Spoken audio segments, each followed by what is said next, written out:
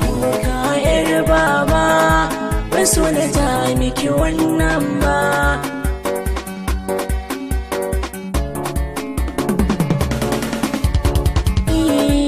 Abin da ni ban gane ba, ni nazari na da duba, sam so ba zai zama aibu ba.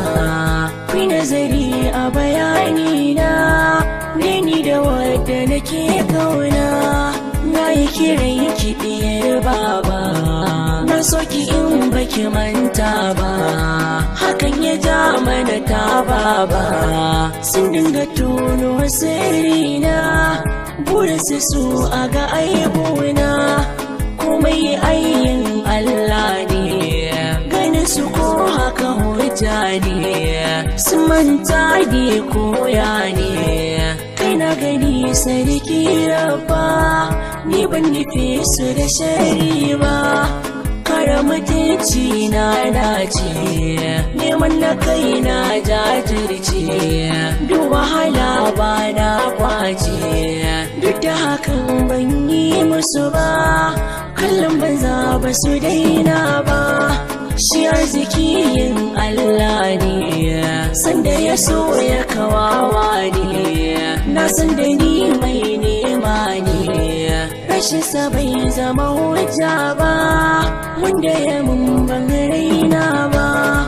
Akwai abin da nake hange, shi ya sa ni na daddage, ku cire soya min zargi, kyawun halinki nake duba, ba wai diri ko sura ba.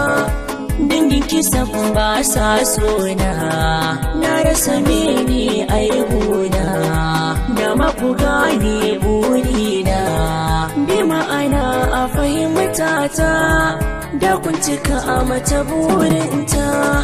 Kuka nake da hawaye, idanuwa sun ja taye, batu na so kuma zan janye, ko bata wanda kuke kauna, ba za na ce muku fan ba.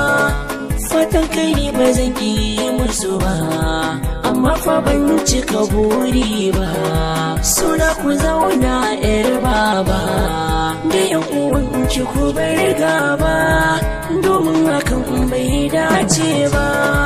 Akai na ne ba komai, ni na fada da daɗi mai, na bar wajen lalla komai, ya bani wadda take sona, ya zama mun auren